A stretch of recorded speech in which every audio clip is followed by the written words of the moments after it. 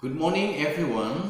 At this moment, I'd like to tell you recount text. Dalam hal ini kita akan membedakan fungsi sosial, struktur teks, dan unsur kebahasaan baik secara lisan maupun tertulis terkait dengan orang terkenal. Ya.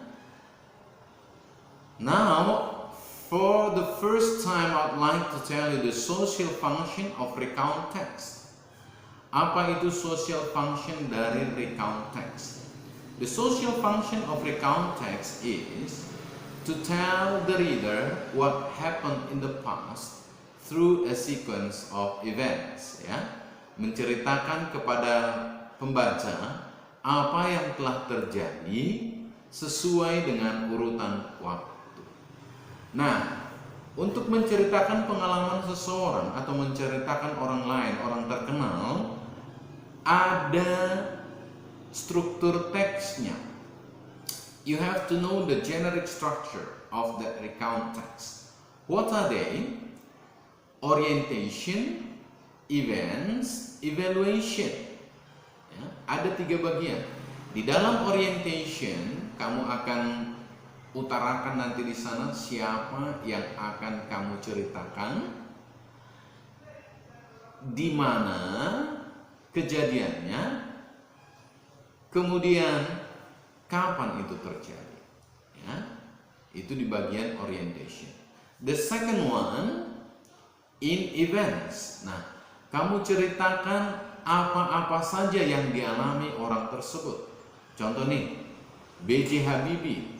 Apa saja yang dialaminya, mulai dari dia sekolah, masuk ke junior high school, nah di satu daerah pindah ke daerah lain, dari Sulawesi pindah ke Jakarta, pindah ke Jerman, dan seterusnya.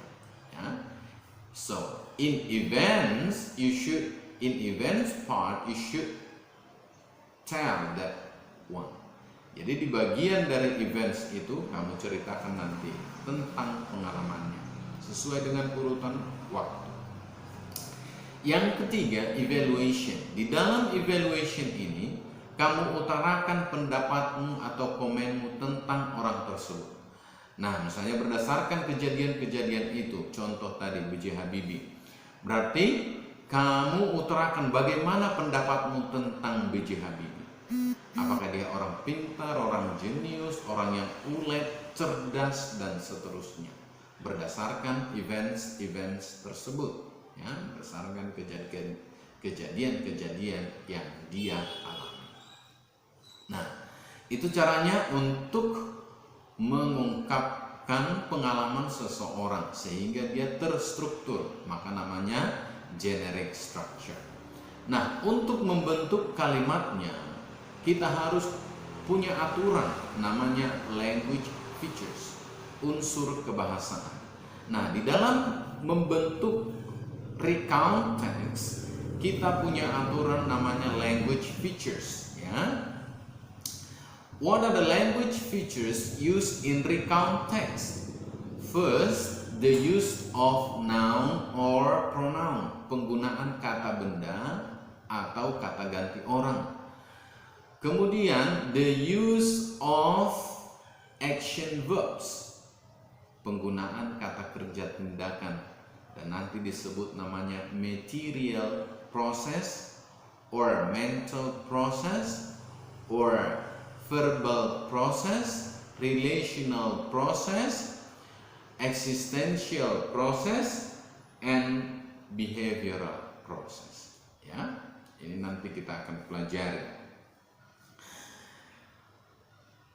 The use of past tense, the use of time conjunction, and the use of adverb or adverb phrases, and then the last, the use of adjective.